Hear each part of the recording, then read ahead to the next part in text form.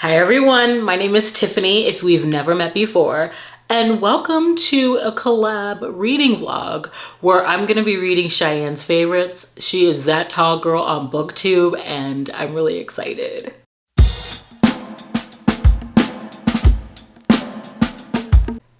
So I think the best way to get to know someone is to get into their favorite pages, or glean those shelves. And I'm really excited about this collaboration. I love this community. I love making new friends. And I'm excited to get some new authors because all but one on this list is new to me. I'm also intrigued to see how she feels about the 4 books that I picked for her. One thing I love about her reviews is that she is not swayed by the tides of hype. She will let you know if she doesn't like something, and I respect that. So I'm hoping that she likes what I picked because some of them are very much my faves. And so, I think we're aligned though, because this list is a little dark, forbidden, taboo, fun, and steamy, my kind of girl. So let's just run through the books and then we're gonna get started here. Today I have some errands to run. I love that all of these books are on KU and have audiobooks. I love to see it. The first I'm gonna be reading is Still Beating by Jennifer Hartman. I know that this is dark. I know that the hero and the heroine are kidnapped together and made to do some pretty salacious and harrowing things. And that the hero is either like the heroine's like sister's boyfriend or fiance, or maybe her husband. We'll find out and I'll have more details with that. This is the first one I'm going to be starting with. And then I'm also reading, let's refer to the page. First new to me author, A Place Without You by Jewel E. Ann. This is supposed to be a forbidden romance. I'm not sure how because I didn't want to look into it too much. But apparently they meet in a cab on the way to a music festival, and then later down the line they figure out how it's forbidden. Also by Jewel E. Ann. I'm going to be reading Transcend, and I hear that this is a little taboo, that there's a love triangle. I did read the synopsis for this, and this is about a single widowed father, and the heroine is his nanny, and I think she has a boyfriend in this. I don't know how this boyfriend ends up at the home and how we're gonna hit this triangle, but I'm intrigued. And then lastly, I'm gonna read My Favorite Souvenir by Penelope Ward and V. Keeland. I have not read this duo before, so I'm here for it because I'm hoping to get some like travel vibes.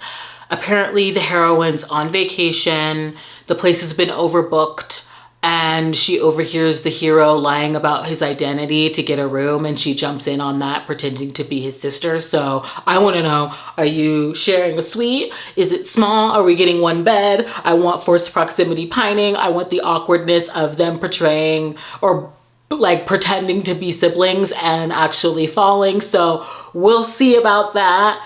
And I always like a mistaken identity. So we're going to get started here. Like I said, I have errands to run. I think I'm going to start with the audiobook for Still Beating and then settle into that ebook. But I will be back when I have that.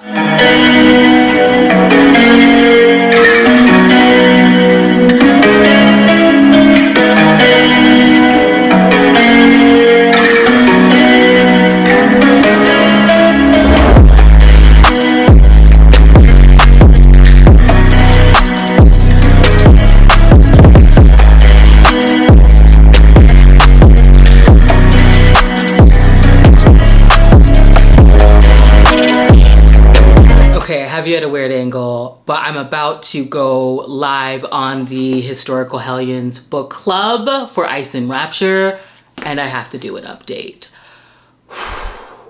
Dean is actually her sister's fiance, and they have this like contentious tit for tat verbal volleying, not of the argumentative foreplay variety. I do enjoy the fact that it's not as if she's feigning her dislike for him. This is years of them goading each other, and she's constantly on guard and prickly when it comes to him. She's not impressed by her sister's choice. And the way in which she describes her sister as the favorite, that sparkling jewel type of dynamic between them, of course, she placing herself juxtaposed to that. I enjoy that, knowing before we go into this harrowing situation. And her assault during this captivity is descriptively depicted on the page. I'm staring in the wrong place, sorry.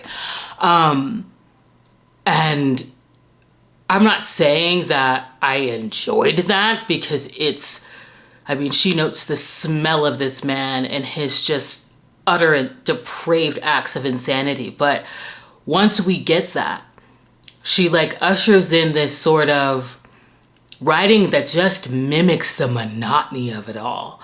Like, she's enduring this day in and day out and clinging to Dean to just get through it.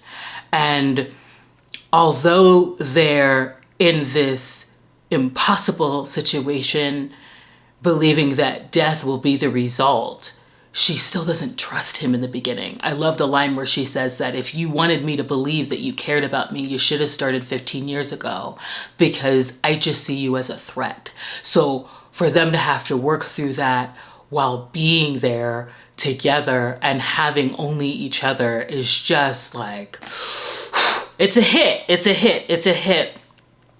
And seeing the reveals on why he's been the way that he is over the course of him knowing her is just interesting. I'm like, oh, toes curling, and not in like the one hand read sort of way. I'm enjoying it. I'm riveted, and I will be picking it up right after I get off of this live show. I'm interested in seeing how they trauma bond, because that's absolutely going to happen. This one's heavy, but it's a good one. I'm enjoying the writing. I'll be back.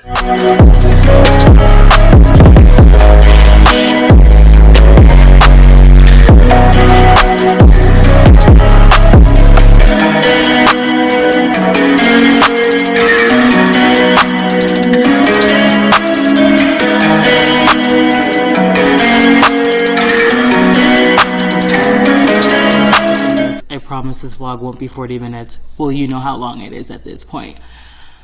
But I love the way that she's describing how trauma has a way of taking someone inward and grounding them in only that.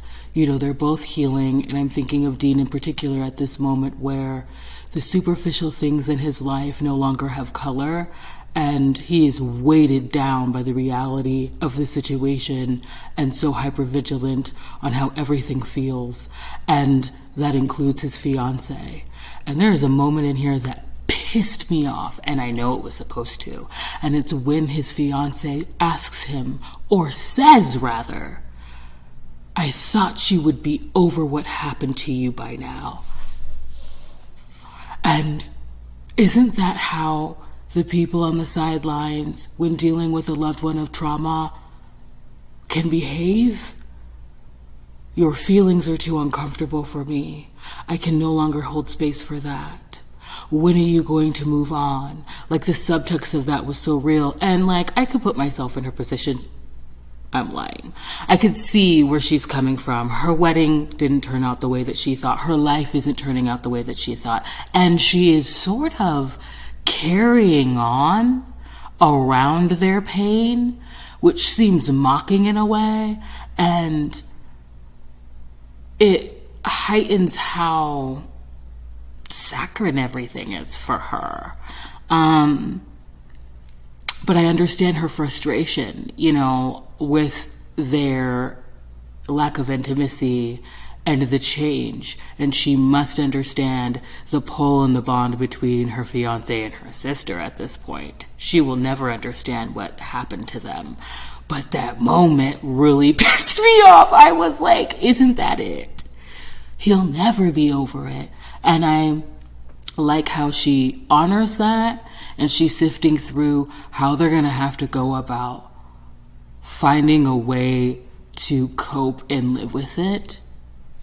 I hope it's through each other. But we'll see what happens with this sister. But I don't like her very much. That's all I'm gonna say. Although I understand her plight. Anyway, I'm gonna stop. I'll be back.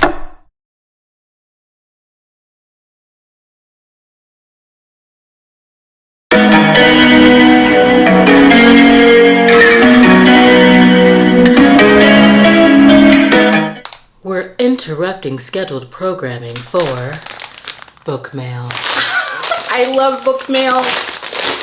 I'm so excited. Okay. First, let's see who it's from. Okay. Send a thank you note. Who's it from? Oh my God. I hope you didn't see my address.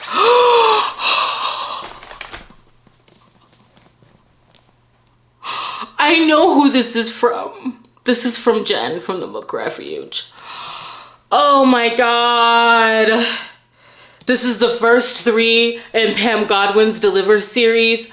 Oh my God. If you don't really watch my channel and this is the first time here, this is the darkest and most beautiful series that I have ever read about human sex trafficking survivors that go back into captivity to save those like themselves. And it's twisty. I mean, she will take you down a dark and narrow corridor, but she'll show you the light of love through trauma and bonding and hope. And this is beautiful. Thank you so much, Jen. I'm gonna get extra, but that's just how I am. People have been saying it all of my life, but I love sending books. I love book mail. I love receiving books. And every time I look at a book that someone else got me, I think of them. If you don't know, I stopped buying physical books last year, like basically all of last year, because I knew I was moving and, you know, it kind of hurt a little bit. And around Christmas time, Jen sent me a huge box of books, some signed. It was just so thoughtful. And Tori from Novel Life sent me books, and it was just like, it moved me. It was kind, and I think of them every time I look at them. And she also got me. I love this book. I love this book. Okay, I've talked about this book, and it really moved me. This was the embodiment of representation matters, and for me, that is not a part of the Jewish community. I felt all of the feelings of this heroine, and this just showcases the beauty of rigging. I love it. Thank you, Jen. I will stop gushing. We'll go back to scheduled programming. Bye.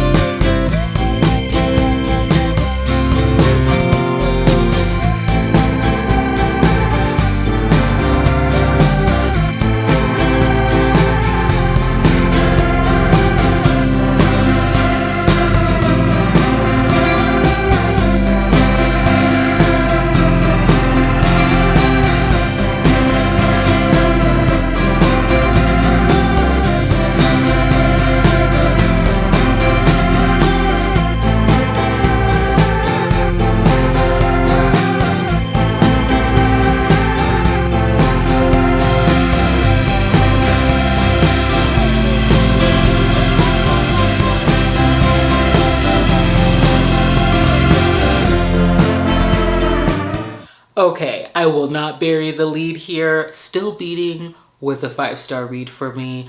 I like that their healing is not linear, and the fact that she doesn't take lightly what her connection with Dean would mean for her family and what that would do to her sister. And I like how he prioritizes her healing and wants their connection to be about that and not just what happened to them in the basement. So there were a lot of heavy themes in this book, but I really enjoyed it. This is so good. I know I've talked about it a lot, so I will move on because I did start A Place Without You, where we're meeting Hannah. She's 19 years old and she's about to go to Coachella with her father, except he cancels. And against his protests, she decides to go anyway. And in a rideshare, she meets Bodhi. And they have this sort of easy verbal volley, right? This sort of like coy connection. And the moment that she learns his name, it's as if they're fated. But it's sort of endearing in how she speaks about them, Hannah and Bodhi, in the third person as this entity that's like bigger than themselves. It's this very like quirky way of flirting that's endearing to him. She's this young, free-spirited woman. And I think that it adds that sort of like high shine to the moment. It's glossy, okay? They're at Coachella. It's very fitting for that. My trepidation about, and it's beautifully written, my trepidation about that move or that style is that I'm hoping it doesn't stay at that pitch throughout the book, because I think it's perfect for their meet cute. But I'm going to go on a little tangent. Sometimes when I read a book, I think of it like sheet music, right? So I want to see certain movements. And I know that if we stay at this high pitch frequency, it will lose its luster later on. You know, that can sort of like sound like dissonance to me. If that beat is held, if that makes any sense. It's just how my brain works. I'm sorry. So we see this like meet cute, this like whirlwind, just like rapture between them at Coachella. And then reality hits, you know, we're back to like the grainy stock footage of real life. And we learn that Bodhi is her new guidance counselor at her high school. And so like once the gloss is gone, we see the disparities in their like lifestyle, right? We see the weight of the world on Bodhi's shoulders, and we see Henna. We don't know why she is the type of woman that wants to seize everything out of life. We know that something has probably happened to her, and you know, she's ready to get out and live.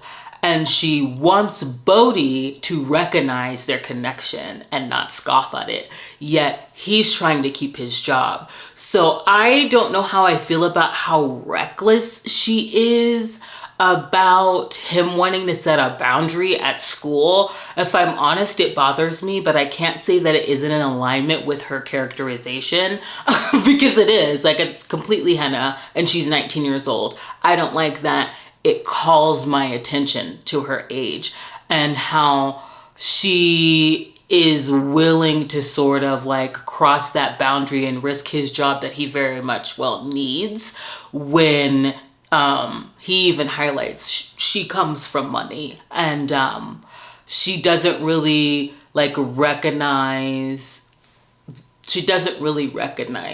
her position, because she doesn't see herself as other rich kids. And so it's like, I'm enjoying this. I'm loving that forbidden element. Like, I love a student teacher, that kind of dynamic. This environment is interesting because she's the type of girl that's gonna go for what she wants. She's inserting herself into his life, and it's like, you know, I get it, boo. I get it. I just don't like how reckless she's being with his job. But I feel like there's opportunity for growth. And I do love the way that this is written. I knew I was gonna get good quotes from this. My only pause is that I've already noticed that that third person reference to them as this entity that is bigger than the moment doesn't always align with what I'm being shown. And I'd hope, at this point that hasn't happened, but I hope it doesn't turn into you're telling me that they're in love as opposed to showing it to me. I don't want that to happen. So I want some sort of like balance. I want it to like level out a little bit in terms of the language. I'm not sure. I know that repetition, it's just exemplar of how much faith that she has and what she's found and the moment that they had together. So I'm not saying it isn't endearing, and I don't have issues with it yet, but if it persists at this high pitch without being in alignment with what I'm being shown, I'm gonna have a problem with it, because that's just how I am. Doesn't mean that it'll be a problem for you. So I'm very excited to see how this goes, because Hannah is gonna make this thing happen. And oh, like I said, the weight of the world is on his shoulders. And for some reason, he is living this sacrificial life where he believes that he can't have her in this one. And so I'm interested in finding out what that is. Okay. So I'm going to continue reading, and I'll be back when I have more thoughts.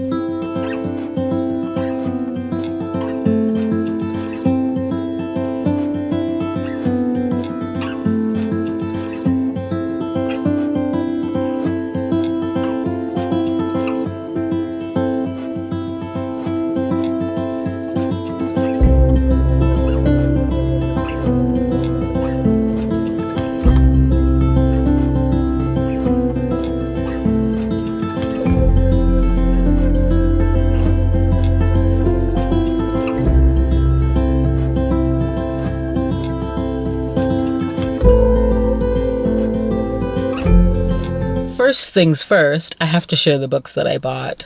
One I've bought twice, and I gave the first one away, and I still have yet to read it, and I consider it to be a classic. So I will be reading that in a vlog very soon. And that is Dreaming of You by Lisa Kleypas. I had to pick up a copy for myself. And then I got A Scoundrel of My Heart by Lorraine Heath. I love this book. And then I also got the Rake Appreciation Society book club pick, The Proposal by Mary Belloc. Get into it. And they took money off, because you see this crease right here? You see it? So yeah. Anyway.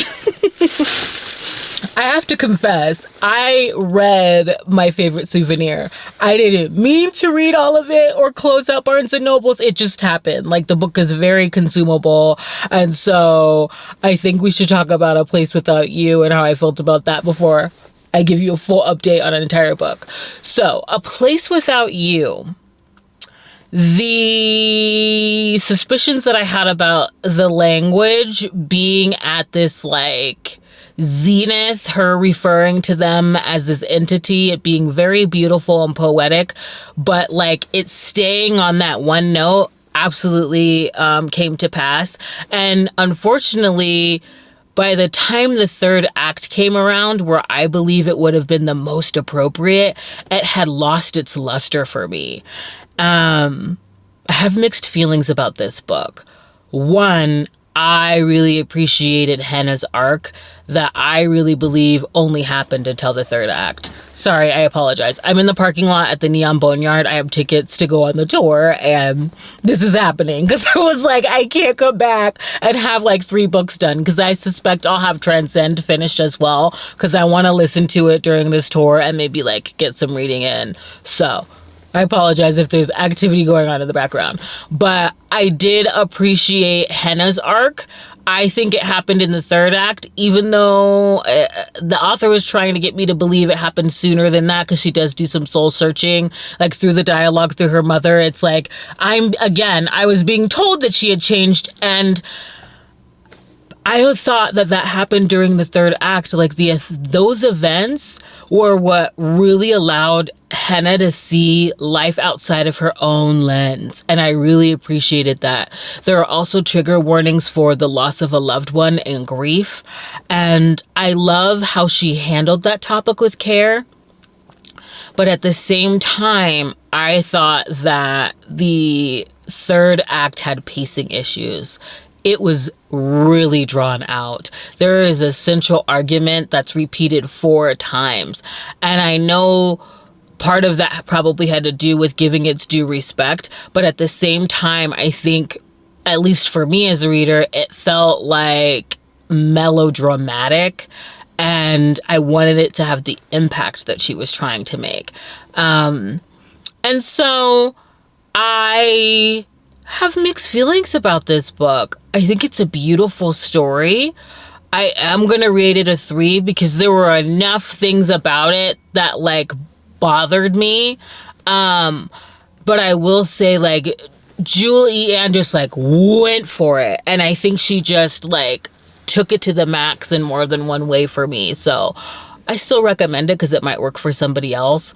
But like I said, there's some pacing issues. There was some like, you know, the flowery language was like perfect for the meet cute, perfect for the third act, but also didn't align with certain events. I felt like I was being told rather than shown.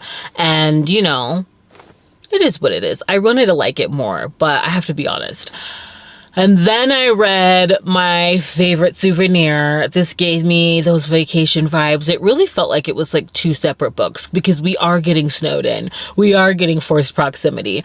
And we find out that Maddie is really trying to find herself again. You know, her husband left her and she used to be a free spirit, but kind of got lost in that marriage.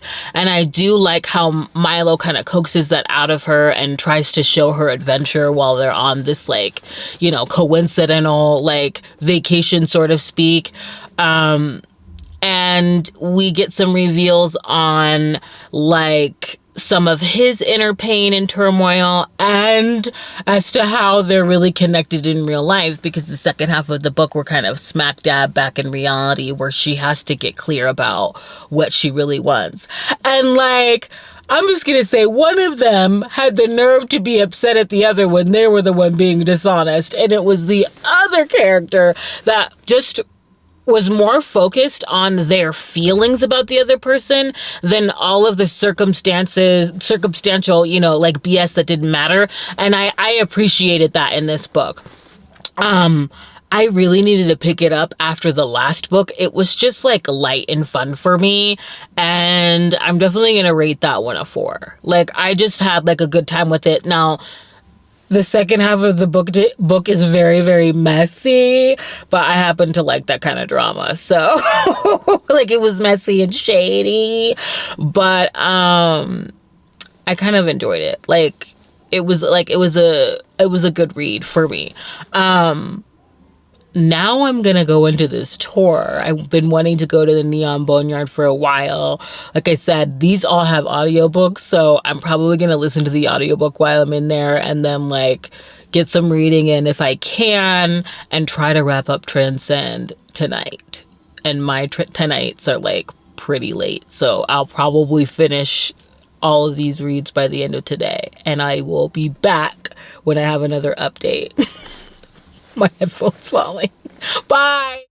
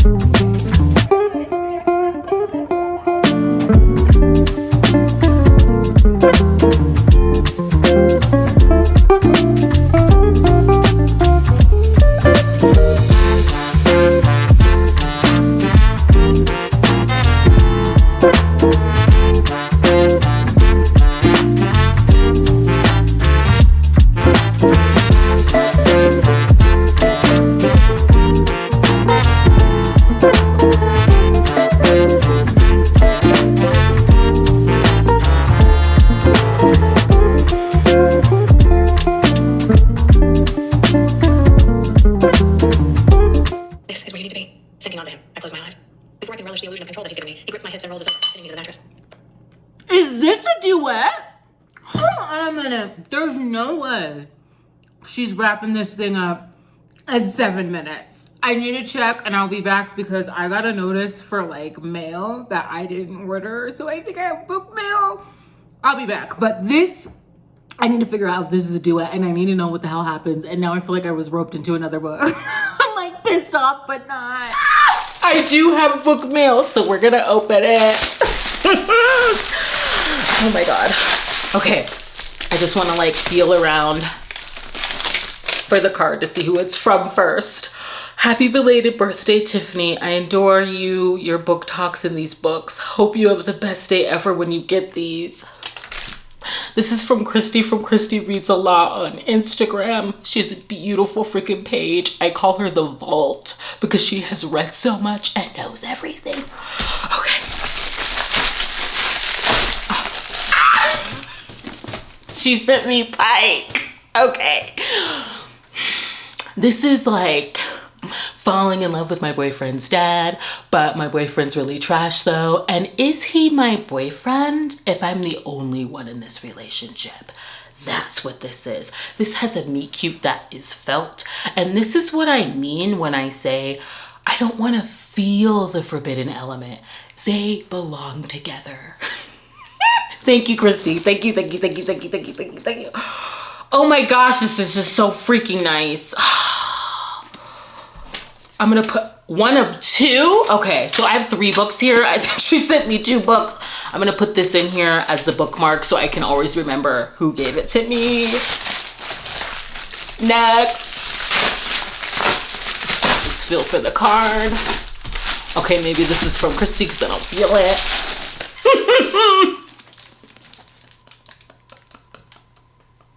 This is Priest Zaddy Magnus. This is a student teacher, but like we're at a Catholic boarding school situation where Tinsley is trying everything that she can to get expelled. But he has ways of correcting that behavior that actually makes him unravel.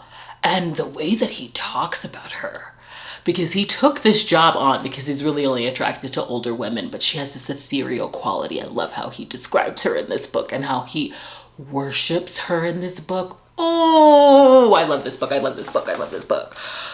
Oh, I'm gonna have to do some rereads. Thank you so much, Christy. Are you kidding me? So freaking kind. Thank you. I'm not gonna do that like misty thing. I'll wait. Last book. Wait. I don't know. I closed my eyes, I wrote them. Okay. Happy late birthday, Tiffany. You are an awesome person and I love hearing all your thoughts about books. I love Ivan so much and wanted you to have him on your shelves. Victoria! Victoria's romance reads. Thank you.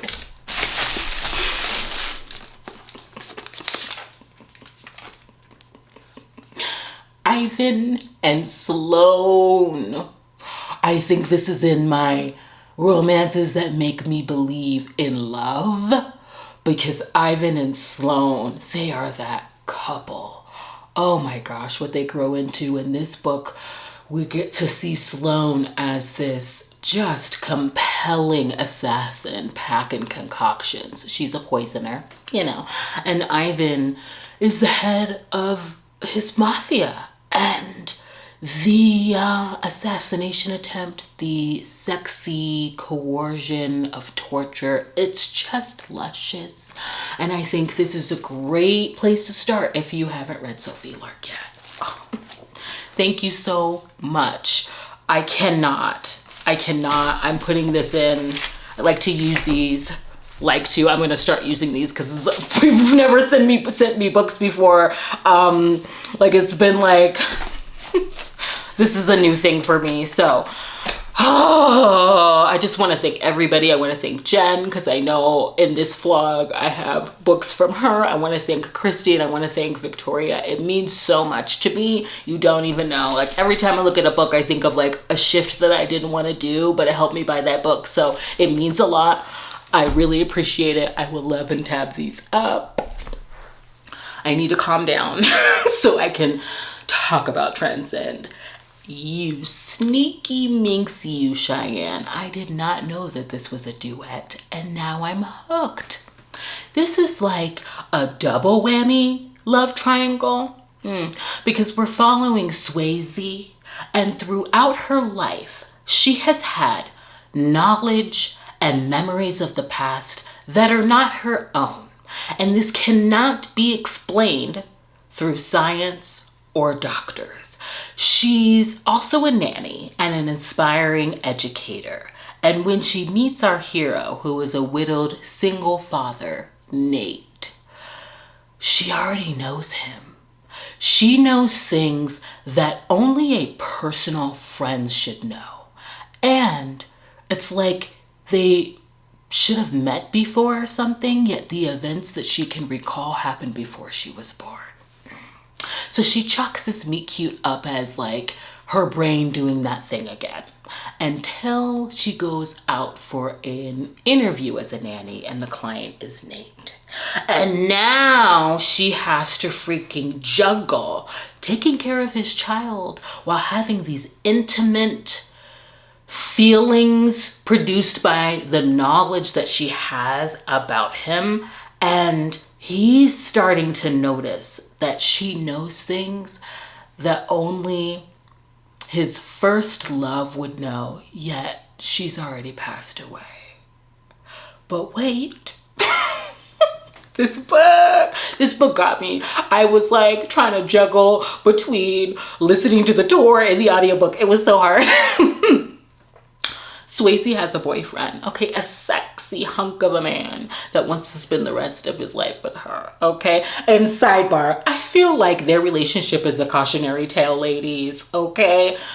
Get quiet with yourself, unlike Swayze. Really get clear about what you want. Don't get bewitched by mind-blowing steam and devil dick, because it's out there. Anyway, this is a double whammy love triangle because we have Nate and Swayze dancing around their connection of the past and present, because she's over there all the time. She has become a partner to him, making his life all easy, falling in love with that baby. And Nate is a silver fox, aged like freaking wine. He's a snack and she's noticed.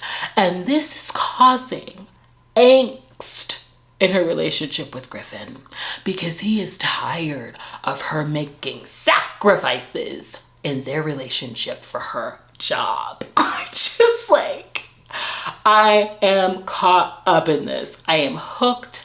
There isn't cheating, but there's smoldering chemistry, okay? You know that like a moment in a book where you see them falling into each other before they do. And I suspect that Nate sees it too, because he is going like full throttle, like skipping levels in their relationship to grasp onto her. Oh, I need to know what happens. This does end on a cliffhanger, okay? And I don't even know when I'm going to get it in, because I have so much like JT Gessinger to read, because I'm going to be a guest on Jen's author hangout with her. So quality bookish problems, but I'm rating this a 4 and I'm really hoping the next one is a 5. Like, I'm caught up in the current, like I'm getting the Julie Ann sensation, you know, because this was intriguing. It was angsty, it's sexy, and it felt a lot more balanced. So I'm here for it. I had so much fun doing this vlog. I really hope that she likes the books that I picked for her. I hope that she's having a great experience. I cannot wait to watch her video. I want to thank you for joining me. I'm going to close this out here. And I hope you can consider subscribing and sticking around. And I hope to see you in the next one. Bye. Thank you for all my books, you guys. Bye.